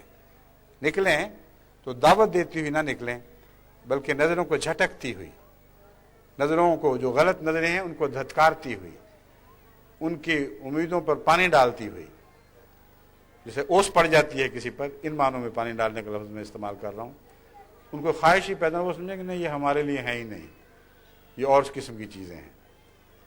یہ روح اگر آپ قائم رکھیں تو پھر پردہ کچھ ڈھیلا ہونا شروع ہو جائے اس روایتی پردے سے جو آپ کو ورثے میں ملا ہے، تو اس کا نقصان نہیں ہے بلکہ اس کا دوسری دنیا پر اچھا اثر پڑے گا اور وہاں پردے کی روح کو تقویت ملے گی۔ بس یہ سارے قصے عقل اور حکمت کے قصے ہیں۔ روح کو سمجھیں، بار بار میں یہی کہتا ہوں کہ روح کو سمجھیں اور روح کی حفاظت کریں، اور آخری صورت روح کی حفاظت کی یہی ہے، آپ اپنے اوپر یقین اور اعتماد پیدا کریں کہ ہم جو بھی حرکت کر رہی ہیں، جو بھی طریق اختیار کر رہی ہیں، یہ خدا سے دور لے جانے والا نہیں بلکہ خدا سے قریب لے جانے والا ہے۔ یہی رہنما اصول ہے، جس اصول کے تابع دنیا میں جنت کی اثر نو تعمیر ہو سکتی ہے۔ شجرہ طیبہ کو اسی بنیادی اصول سے تقویت ملے گی، کیونکہ اصول کہتے ہی جڑوں کو ہیں، اور اللہ تعالیٰ فرماتا ہے کہ اس شجرہ طیبہ کی جڑیں تو دنیا ہی میں قائم ہیں، ان سے الگ نہیں ہو سکتی، ان کو دنیا سے اکھیڑ کر باہر نہیں پھینکا جا سکتا، مگر شاخوں کا رخ ہمیشہ آسمان کی طرف رہتا ہے، ہمیشہ اللہ کے قریب تر ہوتی چلی جاتی ہے، اور پھر ان کو رزق زمین سے نہیں ملتا بلکہ آسمان سے ملتا ہے۔ یہ وہ بنیادی حقیقت ہے جس کے قیام کے لیے اسلامی پردہ تشکیل دیا گیا ہے اور جس کے نتیجے میں دنیا میں جنت قائم ہوگی۔ بس اس روح کو میں آپ کو سمجھا رہا ہوں کہ قرآن کن معنوں میں اس پردے کو قائم کرنا چاہتا ہے، کن معنوں میں آپ نے اس کی حفاظت کرنی ہے۔ یہ یاد رکھیں، پردہ خواہ کسی قسم کا بھی ہو، جب آپ اسے ایک پرانے زمانے کی چیز سمجھ کر شرما کر اتارتی ہیں تو وہیں آپ کا دل داغدار ہو جاتا ہے، وہیں آپ کی عزت بڑھتی نہیں بلکہ کمینگی کے آثار ظاہر ہوتے ہیں۔ انفیریورٹی کمپلیکس ہے جو آپ کو کھا رہا ہے، اور اس وجہ سے اگر آپ کوئی حرکت کرتی ہیں تو یہ قطع نظر اس کے کہ وہ پردہ واقعتاً اسلامی تھا یا نہیں تھا، آپ کا دل غیر اسلامی ہو جاتا ہے، کیونکہ اسلامی سمجھتے ہوئے اسلامی قدروں سے روگردانی کرنا، ان سے شرما جانا، یہ شکست کا پہلا قدم ہے، جس کے بعد ہر دوسرا قدم شکست ہی کی طرف اٹھتا ہے۔ میں نے پہلے بھی مثال دی، کسی فخر کے طور پر نہیں بلکہ اپنے دل کی سچی آواز آپ کے سامنے رکھنے کے لیے، کہ جب میں اپنی بیوی بچیوں کے ساتھ امریکہ وغیرہ دورے پر گیا، جبکہ میری ایک خلیفہ کی حیثیت نہیں تھی، ایک عام جماعت کے ایک فرد کی طرح ہی تھا، ابھی بھی ایک فرد ہی کی طرح ہوں، لیکن کچھ زائد ذمہ داریاں ڈال دی گئی ہیں۔ اس وقت جب میں نے دورہ کیا تو اپنی بیوی بچوں کو اسی طرح کا پردہ کرایا کہ خود اعتماد رہیں، کوئی دعوت نہیں، کوئی پرواہ نہیں، غافلات کی طرح زندگی گزاریں، اور ڈھیلا کچھ پردہ ہو تو اتنا ہی ڈھیلا ہو جتنا پاکستان میں ڈھیلا ہوتا تھا، اگر سخت ہے تو اتنا ہی سخت ہو جتنا پاکستان میں ہوتا تھا۔ ملک کے بدلنے سے پردہ نہیں بدلے گا۔ اس بات سے ان کو ایک پیغام مل گیا، ان کو سمجھ آ گئی کہ اسلامی پردہ ایک عالمی چیز ہے۔ ہر عورت جس جگہ بھی کسی پردے کو اسلامی سمجھ کر ایک دفعہ اختیار کر لیتی ہے، جگہ بدلنے سے، ماحول بدلنے سے، نوکریاں بدلنے سے، اعلیٰ درجے کی سوسائٹی میں جانے سے یا نہ جانے سے اس کا کوئی فرق نہیں پڑتا، وہ اسی طرح قائم رہتا ہے۔ بس ایسا ہی ایک واقعہ اس سفر کے دوران پیش آیا، جب ہم اپنی موٹر جو کرائے پر لی ہوئی تھی واپس کرنے کے لیے اس مرکز میں پہنچے جہاں کاریں واپس کرنی تھی بالآخر، تو میرے ساتھ میری بیٹی غالباً شوقی تھی، اور ایک ہی تھی غالباً اس وقت، باقیوں کو میں پیچھے اپنے جہاں بھی ہم نے رہنا تھا وہاں چھوڑ آیا تھا۔ اس عورت نے مجھ سے پوچھا یہ کس قسم کا لباس پہنے ہوئے ہے؟ میں نے کہا اسے پوچھو یہ قید ہوئی ہے یا اپنے شوق سے؟ اس نے کہا میں بالکل ٹھیک ٹھاک ہوں، بالکل پرواہ نہ کروں، مجھے مزے ہیں، میں یہی وہاں بھی پاکستان میں بھی اسی طرح رہتی تھی، یہاں بھی اسی طرح رہتی ہوں۔ اب وہاں خدا تعالیٰ نے اس کو ایک نصیحت کا سامان بنانا تھا، اچانک وہاں ایک پاکستانی عورت آ گئی، بڑی چنچل سی لڑکی، اور بالکل بے پرد، بلکہ بے پرد سے کچھ زیادہ، اور اس نے آتے ہی کہا لو میری چابیاں پہلے مجھے فارغ کرو۔ وہ سمجھے کہ پرانے زمانے کی عورت آئی ہوئی ہے، ان سے زیادہ میری عزت ہے۔ انہوں نے کہا ٹھیک ہے مجھے پہلے فارغ کر لو۔ اس نے کہا تمہیں پہلے کیوں فارغ کروں؟ کہ پہلے آئے ہوئے ہیں، پہلے میں ان کو فارغ کروں گی۔ تھوڑے سے وہ بجھی، لیکن پھر بھی اصرار کرتی نہیں مجھے جلدی ہے۔ اس نے کہا بالکل جلدی نہیں، مگر تم مجھے یہ تو بتاؤ کہ تمہاری ٹینکی میں کتنا پیٹرول ہے؟ یہ اس نے اس لیے پوچھا کہ وہاں دستور یہ ہے کہ اگر کہ وہ جب کرائے پر کار لیتے ہیں تو بھری ہوئی ٹینکی لے کر جاتے ہیں، اور واپس آ کر بھری ہوئی ٹینکی واپس کرنی ہے، تاکہ پیٹرول کے حساب کتاب کی بحث ہی نہ پڑے۔ تو اس نے کہا بھری ہوئی ٹینکی ہے۔ اس نے کہا اچھا ٹھہر جاؤ۔ مجھ سے پوچھا آپ کی ٹینکی؟ میں نے کہا بھری ہوئی ہے۔ اس نے کہا مجھے آپ پر اعتبار ہے، اس پر اعتبار نہیں۔ اس کے سامنے اس سے پوچھا کہ تم یہ بتاؤ کہ یہ بھی مسلمان ہیں، تم بھی مسلمان، تم پردہ کیوں نہیں کر رہے؟ اس نے کہا میں اپنے ملک میں تو کرتی ہوں، یہاں آ گئی ہوں، یہاں ماحول اور ہے۔ اس نے کہا بس اب مجھے سمجھ آ گئی ہے، تمہارا اسلام مقامی ہے، ان کا اسلام عالمی ہے، اور چونکہ تم نے یہ حرکت کی ہے مجھے تم پر یقین ہی کوئی نہیں کہ تم نے سچ بولا ہو، چلو جا کے ٹنکی دکھیں۔ دیکھا تو آدھے سے بھی کم پیٹرول۔ اللہ تعالیٰ نے اس کے دل پر بھی اثر ڈالنا تھا کہ جو اسلامی قدروں کی ہر جگہ برابر حفاظت کرتے ہیں وہ سچے لوگ ہیں، ان میں کوئی فریب نہیں ہے، وہ قابل اعتماد لوگ ہیں، اور بجائے اس کے کہ وہ ہمیں کم عزت دیتی، عزت بڑھی۔ اور یہی تجربہ میرا ہر جگہ کا برابر اسی طرح تھا۔ پردہ اگر لوگوں کی نظر سے بے پرواہ ہو کر اختیار کیا جائے، اللہ کی نظر کو سامنے رکھتے ہوئے کیا جائے، تو کچھ ڈھیلا بھی ہو تو کوئی ایسا بڑا گناہ نہیں ہوتا۔ نیت پاک ہو، نیت اللہ کی خاطر ایک پردے کو اختیار کرنے کی ہو، اور زمانے کے لحاظ سے، جگہوں کے لحاظ سے قدریں نہ بدلیں۔ یہ نہ ہو کہ لندن مسجد آتے ہوئے اور پردہ ہو اور لندن مسجد سے باہر جاتے ہوئے اور پردہ ہو۔ یہ پردے جو ہیں یہ خطرناک ہیں۔ اگرچہ میں ان کو بھی کچھ نہ کچھ عزت سے ہی دیکھتا ہوں، میں کہتا ہوں چلو اتنی سی تو حیا ہے نا کہ احمدیوں میں ہی آ کر ہم ٹھیک ہو جائیں۔ لوگ بعض دفعہ مجھے کہتے ہیں ان کو کیوں آپ اجازت دیتے ہیں آنے کی؟ میں کہتا ہوں کہ اللہ بہتر جانتا ہے، میرے سامنے تو پردہ کر کے آتی ہے، اتنی حیا تو ہے نا، میں تو ان کو بھی ملاقات کی اجازت دیتا ہوں جو بالکل بے پرد آتی ہیں۔ اور اس کی وجہ یہ ہے، کئی دفعہ دل میں خیال آتا ہے کہ کچھ قدغن لگائی جائے، کچھ کہا جائے کہ آئندہ سے بے پردہ خاندانوں سے ملاقات نہیں کروں گا، تو مجھے یہ خطرہ پیدا ہوتا ہے کہ ملنے جلنے سے جو نیک اثر پڑتا ہے اس سے بھی وہ محروم رہ جائیں گے۔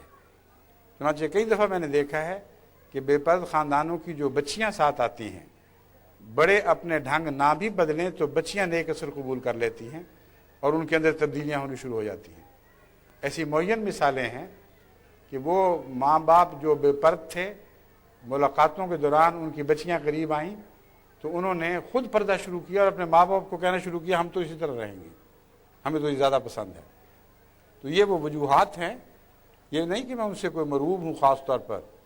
میں سمجھتا ہوں کہ اس وقت ضرورت ہے کہ پیار اور محبت کے ساتھ سارے قافلے کو ساتھ لے کر چلا جائے اور تربیت کی جائے.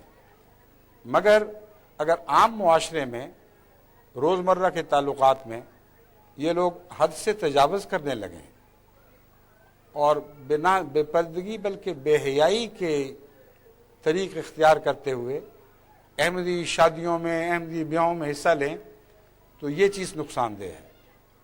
وہاں ان کی تربیت وہاں نہیں ہوگی. جو معصوم بچیاں ہیں ان کی تربیت پر بد اثر پڑنے کا احتمال زیادہ ہے. اس لیے ملاقات والا مضمون بالکل مختلف ہے اور اپنے روزمرہ کی بیاہ شادی یا دوسری سوشل رسموں میں ان کو کھلی چھٹی دے دینا کہ جس طرح چاہیں دندناتی پھریں یہ مناسب نہیں ہے. وہاں آپ لوگوں کو اب احتیاط کرنی چاہیے. کچھ ان کے اور اپنے درمیان ایک پردے ڈالنے چاہیے. ان سے کہیں بیویوں تم آؤ بے شک سر آنکھوں پر، لیکن اس طرح نہ آؤ کہ ہماری بچیوں پر برا اثر پڑے. اپنے آپ کو سنبھال کر چلو. تو میں سمجھتا ہوں یہ جو سوشل دباؤ ہے یہ بھی مفید ثابت ہو سکتا ہے. مگر اصل توقع تو دعا پر ہے اور دلوں کی پاک تبدیلی پر ہے. پردہ جہاں تک اسلامی روح کا تعلق ہے بظاہر قائم کیا جا سکتا ہے، مگر بالباطن قائم کرنا ایک اور بات ہے. اسلامی روح کا جہاں تک تعلق ہے جب تک دل میں نہ قائم ہو اس وقت تک ظاہری پردہ کوئی حیثیت نہیں رکھتا.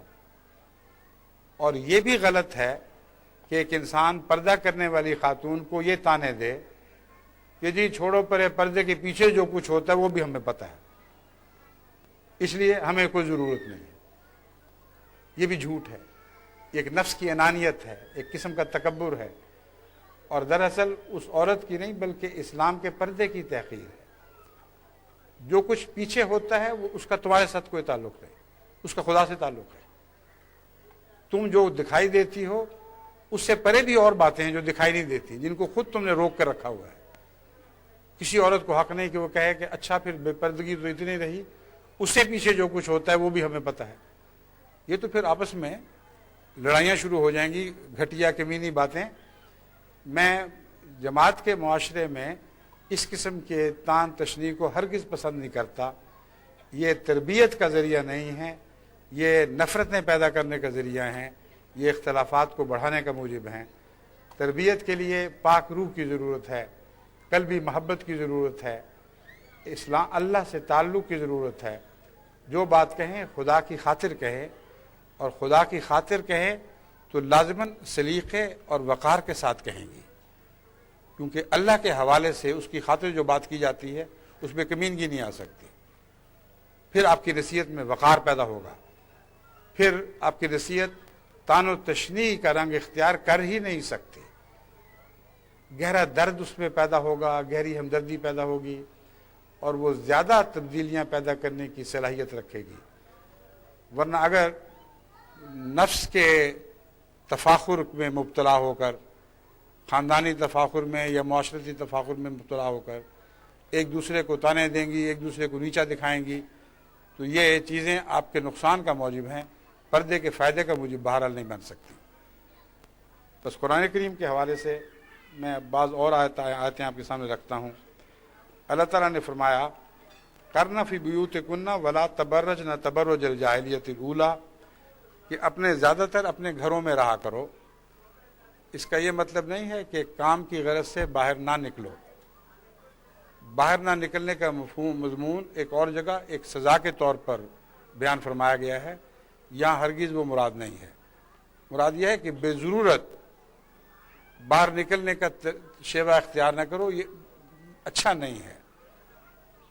گھر میں بہت سے تمہارے کام پڑے ہوتے ہیں، گھروں کو صاف ستھرا پاکیزہ بناؤ، کشش کا موجب بناؤ. تمہارے بچے بھی گھر آ کے تسکین حاصل کریں، تمہارے بڑے بھی. تو اپنے وقت کو اس طرح بے وجہ بکھیر کر ضائع نہ کرو بلکہ کارآمد مقاصد میں استعمال کرو. یہ مراد ہے. ولا تبرجنا تبرج الجاہلیہ، اور جاہلیت کے انداز کے سنگھار پٹار اختیار نہ کرو، کیونکہ وہ جاہلیت کے جو سنگھار تھے وہ غیروں کو دعوت دینے والے ہوا کرتے تھے، اپنوں کی نظر کی تسکین کے لیے نہیں ہوا کرتے تھے. اور اس کے بدلے کیا کرو؟ وَأَقِمْنَ الصَّلَاةَ وَآتِينَ الزَّكَاةَ وَأَطِعْنَ اللَّهَ وَرَسُولَهُ. تمہاری تسکین اس بات میں ہے کہ نمازوں کو قائم کرو اور زکوٰۃ دو، غریبوں کی ہمدردی میں خرچ کرو، اللہ کے خاطر اعلیٰ مقاصد پر خرچ، اللہ کی خاطر مذہبی مقاصد پر خرچ کرو. وَأَطِعْنَ اللَّهَ وَرَسُولَهُ، اور اللہ اور اس کے رسول کی اطاعت کرو. اب اس تعلق میں اچانک نماز کے قائم کرنے کا جو بیان فرمایا ہے، دراصل وہ عورتیں جن کو باہر پھرنے کی عادتیں پڑ جائیں، نہ ان کی نمازوں کے کوئی اوقات باقی رہتے ہیں، نہ وہ اپنے بچوں کی نمازوں کی نگرانی کر سکتی ہیں، نہ ان کو نیک نصیحت کر سکتے ہیں. آپ دیکھ لیں، بے شک ان عورتوں کی مثالیں آپ کے سامنے ہوں گی، آپ کے دائیں بائیں ہوں گی، جن کو شیوہ یہ ہو کہ گھر سے نکلیں اور باہر سیر سپاٹا کریں یا شاپنگ کریں. شاپنگ اچھی چیز ہے، کوئی حرج نہیں، مگر شاپنگ روزمرہ کی ضرورت نہ رہے بلکہ ایک زندگی کا مقصد بن جائے. یہ وہ چیزیں ہیں جس سے باہر نکلنے کی عادتیں پڑتی ہیں. اور جو لوگ جو احمدی ہیں ان بیچاریوں کی تو حد دوڑ جو ہے وہ شاپنگ تک ہی ہوتی ہے. جو غیر احمدی ہیں وہ پھر کلبوں میں جانے لگتی ہیں، اور جو غیر احمدیوں کے اثر کے نیچے ہیں وہ اس قسم کے شیوے اختیار کر لیتی ہیں. بیرونی زندگی ہے، بہانہ یہ ہے کہ فلاں سوسائٹی کے ہم ممبر ہیں، فلاں سوسائٹی میں حصہ لے رہی ہیں، مگر گھر کے لیے وقت ہی نہیں رہتا. نتیجتاً وہ گھر ویران سا ہو جاتا ہے، اس میں گھر والے دوسرے افراد کو دلچسپی نہیں رہتی. اور ایک بڑا مقصد گھر کے ساتھ عورت کا تعلق باندھنے میں قیام نماز ہے. آئندہ نسلوں کو اگر احمدی خواتین نمازوں پر قائم کر دیں تو ایک بہت بڑا احسان ہے، اور قیام جنت کا سب سے اول ذریعہ یہی ہے. لیکن وہ عورتیں جو زیادہ تر گھروں سے باہر دوڑی پھرتی ہیں، ان کو گھروں میں نماز قائم کرنے کی توفیق ہی نہیں ملتی. یہ میرا تجربہ ہے، اور میں وسیع نظر رکھنے کے بعد آپ کو یہ بات بتا رہا ہوں نام لیے بغیر، کہ ایسی عورتیں جب خود نمازیں پڑھتی ہیں تو اکثر ٹکریں مارنے والی نمازیں ہوتی ہیں، کیونکہ ان کو دو مصروفیتوں کے درمیان وقت ہی پورا نہیں ملتا، اور جلدی سے گلے سے اتاری کہ اچھا جی اب نماز پڑھ لی، اب چلو باہر چلیں. اور اپنے بچوں کو 5 وقتہ نماز کی عادت ڈالنا تبھی ممکن ہے اگر گھر میں عورت گھر کی ملکہ بن کے رہے، اس کے تمام معاملات اس کے کنٹرول میں ہوں، اس کی نظر کے سامنے سب چیزیں چل رہی ہوں. اپنے بچوں کو صبح بھی نماز پہ اٹھائے، رات کو بھی نماز کی توجہ دلائے، اور پھر صبح خود نماز پر اٹھنے کی عادی ہو. یہ گھریلو زندگی کے طبی پھل ہیں جن کا قرآن کریم نے ذکر فرمایا ہے. بیرونی زندگی اگر ضرورت سے زیادہ بڑھ جائے تو راتیں دیر تک ضائع ہو جاتی ہیں. رات گئے تک انسان ایسی مصروفیتوں میں پڑا رہتا ہے کہ اکثر ایسی عورتوں کے لیے صبح نماز پہ اٹھنے کی توفیق ہی نہیں ملتی، ہمت ہی ان میں نہیں رہتی. اور وہ ساری عورتیں پھر صبح اگر بیکار ہوں تو ان کا دن صبح 10:30 سے 11 بجے شروع ہوتا ہے. اٹھ کر وہ ناشتہ کرتی ہیں، اور پھر تھوڑا سا جو وقت باقی رہتا ہے اس میں اگر کھانا انہوں نے خود پکانا تو پکایا اور لگا کر پھر آپ باہر چلی گئیں.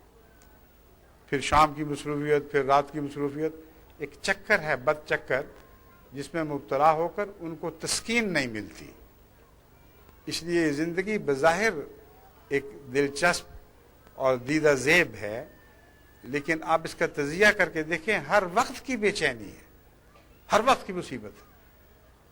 اسلام تسکین پیدا کرنا چاہتا ہے، قرار بخشنا چاہتا ہے، تحریک کر کے آپ کو بے وجہ متموج نہیں کرنا چاہتا کہ ہر وقت ایک ہنگامہ برپا ہو اور اس کے ماحصل کیا ہو. سارے دن کے آخر پر اپنا حساب کتاب کرنے بیٹھیں تو جیسی بے چینی لے کر دن شروع کیا تھا وہی بے چینی آخر پر اسی طرح رہی. باہر بہت نکلنا، بہت زیادہ مجالس میں اس طرح بیٹھنا عورت کے لیے اور بھی مشکلات پیدا کر دیتا ہے. ہر عورت ایک اقتصادی معیار پہ نہیں ہوتی.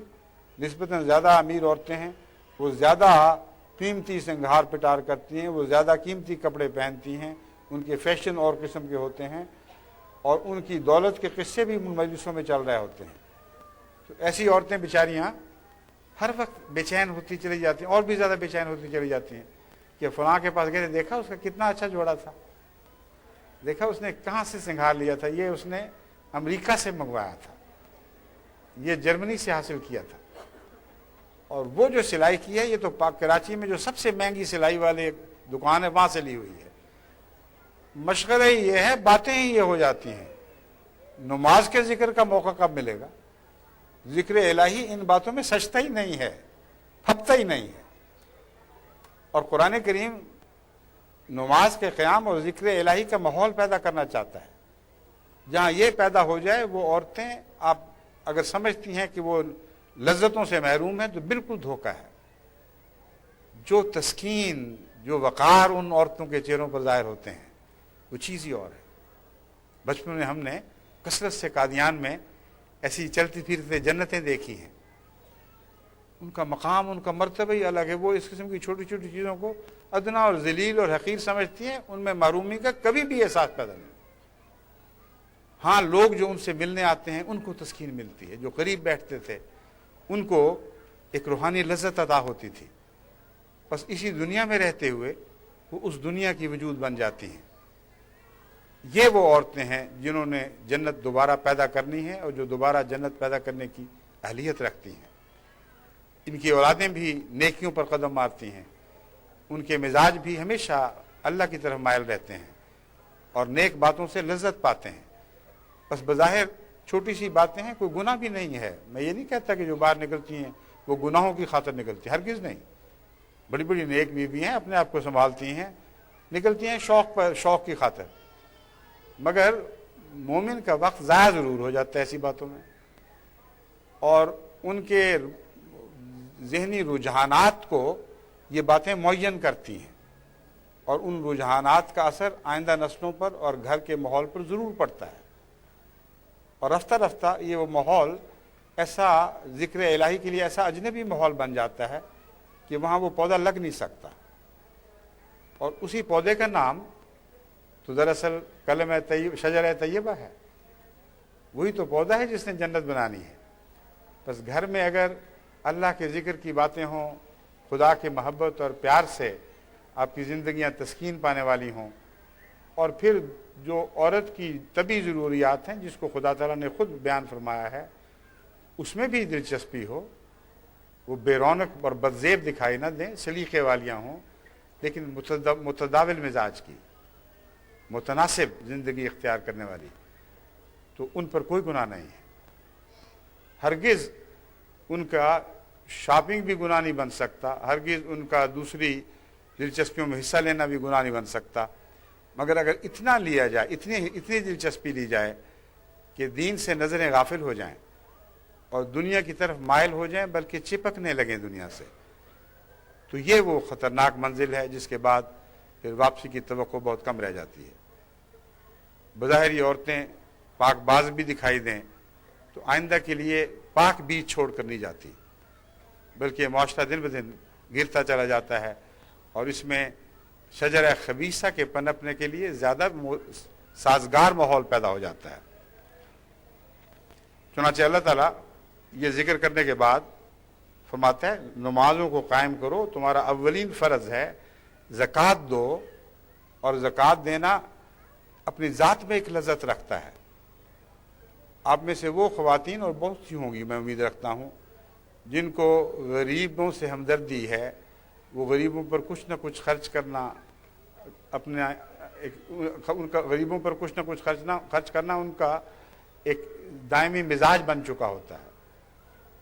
وہ جانتی ہیں کہ جو کسی غریب کی ضرورت پورا کرنے میں لذت ہے، وہ کسی سے کوئی تحفہ پانے میں لذت نہیں ہوتی۔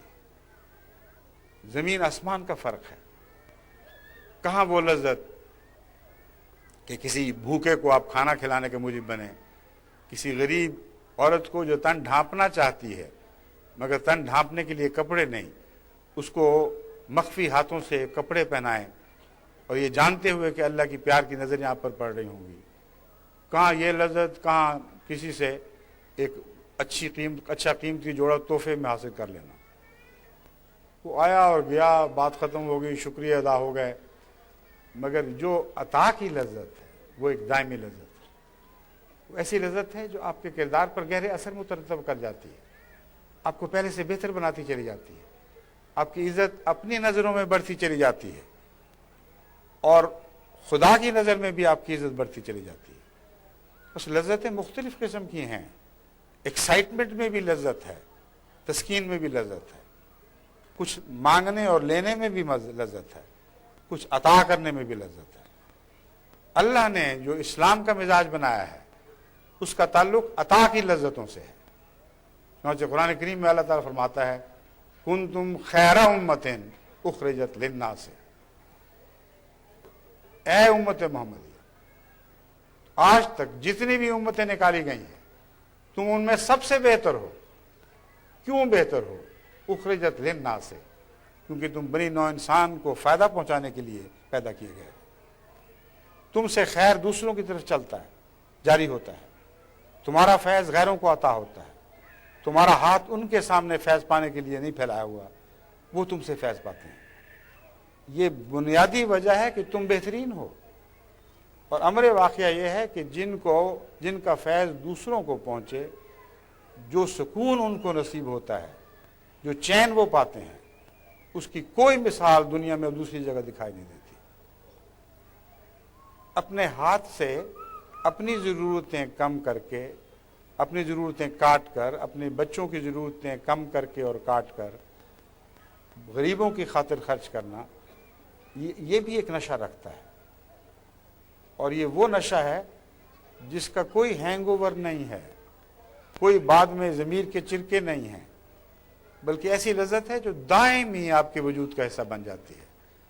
بس قرآن کریم نے ساتھ ہی زکوٰۃ کا ذکر فرمایا کہ تمہیں لذتیں چاہیے تو دیکھو لذتوں کے بہت سے سامان ہم نے مہیا کر دیے ہیں، تم بنی نوع انسان کی ہمدردی میں خرچ کرو، نیک کاموں پر خرچ کرو، پھر دیکھو کہ تمہیں کیسا سکون نصیب ہوتا ہے۔ تو اسلام عورت کو محروم کرنے کے لیے نہیں، بلکہ عورت کی حفاظت کے لیے، اس کی عظمتوں کے قیام کے لیے، اس کو ایسی تسکین بخشنے کے لیے آیا ہے کہ جس کے نتیجے میں وہ غیروں کی تسکین پورا کرنے کا کھلونا نہ بنے، بلکہ دنیا کو ایک دائمی تسکین دینے کا موجب بن جائیں، جو گناہ سے پاک ہے، جو ایک ہمیشہ کی زندگی اپنے اندر رکھتی ہے، ایک ایسی تسکین جو نسل بعد نسل ورثے میں ملتی چلی جاتی ہے۔ یہ وہ پردے کی روح ہے جس کی آپ نے حفاظت فرمانی ہے۔ اب احادیث میں سے یہ چونکہ مضمون میں نے بتایا تھا نا، قرآن کریم کا تو بہت ہی گہرا اور وسیع مضمون ہے، ایک ہی آیت کے مختلف پہلوؤں میں انسان ڈوب کر دیکھے تو مضمون گھنٹوں بیان ہو سکتا ہے، مگر وقت کی رعایت سے جو اب صرف چند منٹ رہ گیا ہے، میں آپ کو چند احادیث آپ کے سامنے پیش کرتا ہوں تاکہ حضرت صلی اللہ علیہ وآلہ وسلم کی نیک اور پاک نصیحت کا آپ پر گہرا اثر پڑے اور اس کے نتیجے میں جو میں کہہ رہا ہوں اسے قبول کرنے میں آپ کو مدد ملے۔ حضرت عبداللہ بن عمر رضی اللہ تعالیٰ عنہ روایت کرتے ہیں کہ دنیا تو سامان زیست ہے، ایک متاع ہے، لیکن سب سے بڑی متاع جو انسان کو عطا ہوئی ہے وہ نیک عورت ہے، جس سے بڑھ کر کوئی دنیا کی متاع نہیں ہے۔ اب یہ حقیقت ہے، جن مردوں کے نصیب میں نیک بیویاں آ جائیں ان کے گھر جنت بن جاتے ہیں، اس سے زیادہ کوئی چیز ان کی زندگی میں لذت پیدا نہیں کر سکتی، ان کی زندگی کو اطمینان نہیں بخش سکتی، ان کی بے قراریاں دور نہیں کر سکتی، ان کی بے اطمینانیوں کا حل نہیں ہے، جیسا ایک پاک بیوی جو وفادار ہو، نیک مزاج ہو اور نیک کاموں میں اپنے خاوند کی مددگار اور تعاون کرنے والی ہو۔ ایسی عورتوں کی ضرورت نہیں شکل اچھی ہو، اچھی شکل کرنے والی اگر عادتیں بد ہوں تو بعض وقت تھوڑی دیر میں ان کی شکلیں بہت ہی بری لگنے لگ جاتی ہیں۔ جتنی اچھی صورت ہو، بد عادتیں ان کو اور بھی بدزیب دکھانے دے رکھتی ہیں، وہ منہ کو آتی ہیں کہ یہ کیا شکلیں دیکھو اور عادات دیکھو، لیکن اگر بدصورت عورت ہو وہ سمجھتی ہے بعض دفعہ کہ اللہ تعالیٰ نے مجھے حسن نہیں دیا، حالانکہ اللہ تعالیٰ نے اس کو ایک حسن کی صلاحیت بخشی ہے۔ بدصورت عورت بھی ہو اور نیک ہو، فطرتاً نیک مزاج ہو تو لازماً اس کا اثر اپنے خاوند پر اور اپنے ماحول پر بالآخر ضرور غالب آتا ہے. جو قدر اس کی دل میں پیدا ہوتی ہے اور باقی رہتی ہے ویسے ہی دوسری حسین عورت کی ہو ہی نہیں سکتی. حسن تو چند دن میں اپنی لذت کھو دیتا ہے. اس سے اشنائی اس کی لذت کو بوسیدہ کر دیتی ہے، مگر نیکیوں سے اشنائی لذتوں کو دوام بخشنے والی ہے. کبھی کوئی انسان کسی نیکی سے بور نہیں ہوتے دیکھا، نہ ہو سکتا.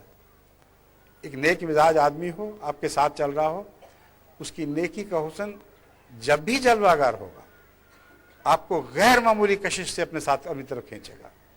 اس کی قدر و منزل تو آپ کے دل میں بڑھتی چلی جائے گی. بس اللہ تعالیٰ جب نیکیوں کا ذکر فرماتا ہے تو ایک بوریت کے مضمون کے طور پر نہیں، بلکہ لذت کے ایک نہایت ہی اعلیٰ اور ستھرے ہوئے ایک روحانی منظر کشی کے طور پر پیش کرتا ہے. اگر لذتیں ڈھونڈنی ہیں تو اس ملائے اعلیٰ میں لذتیں جو نیکیوں کے ساتھ وابستہ ہیں.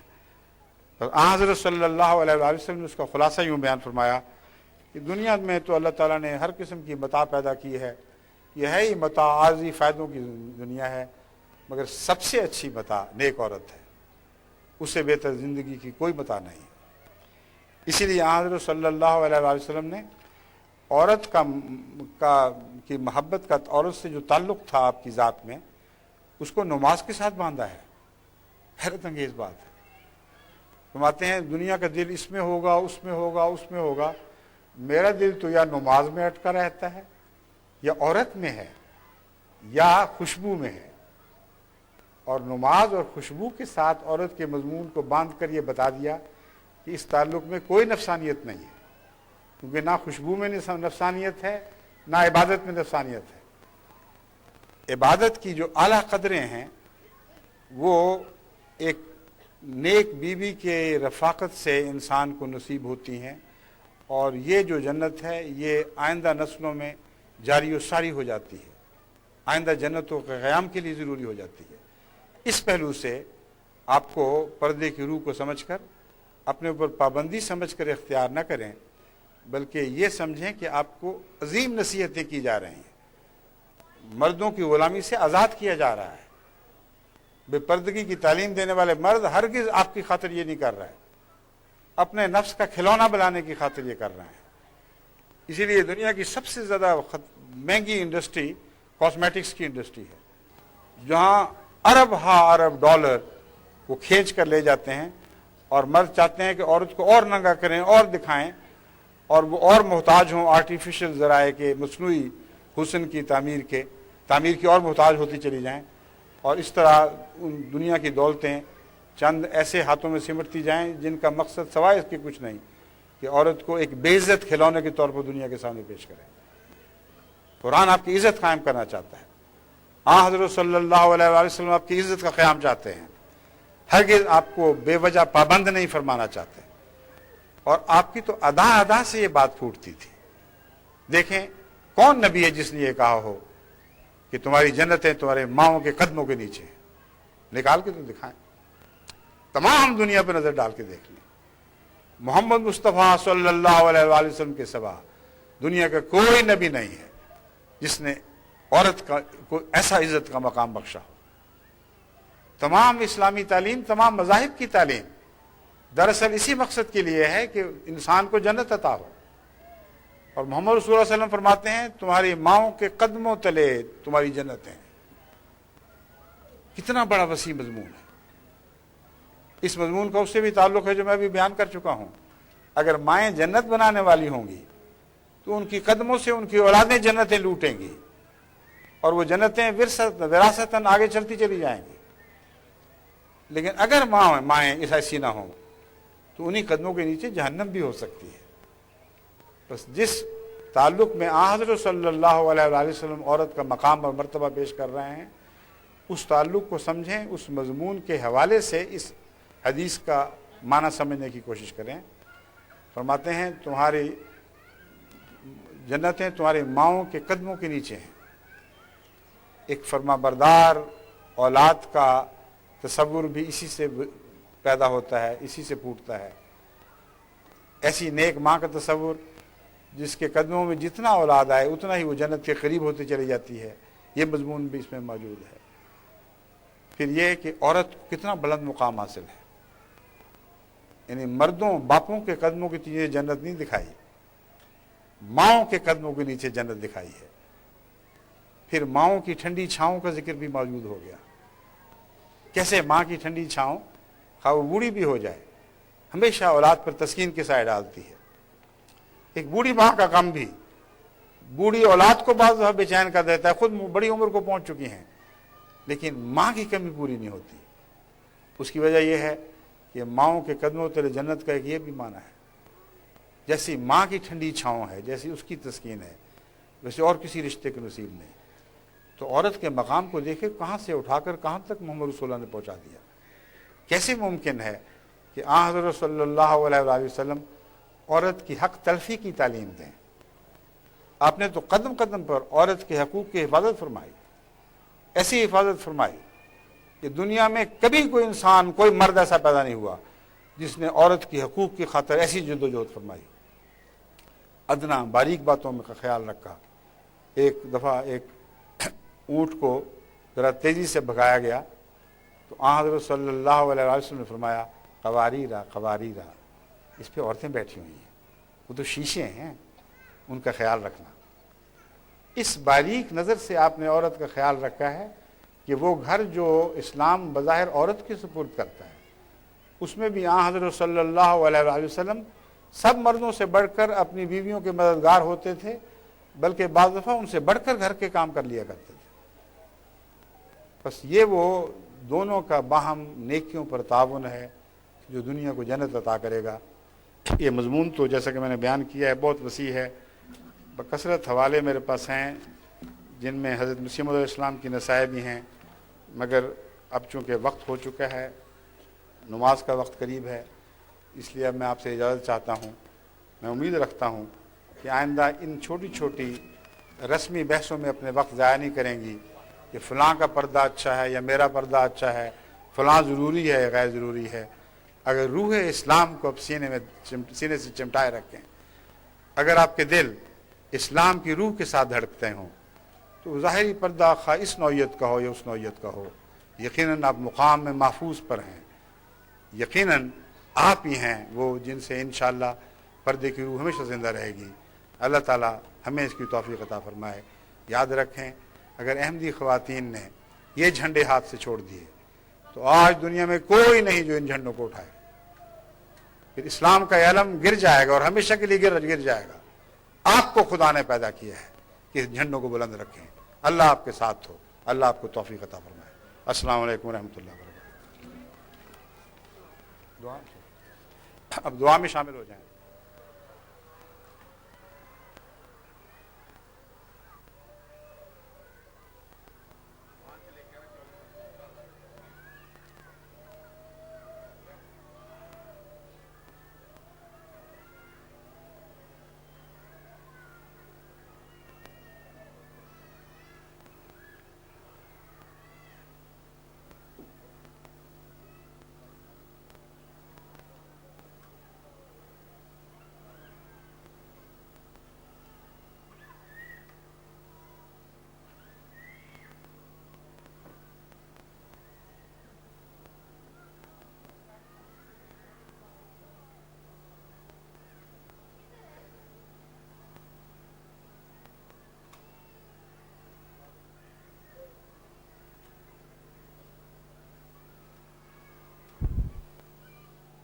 آمین۔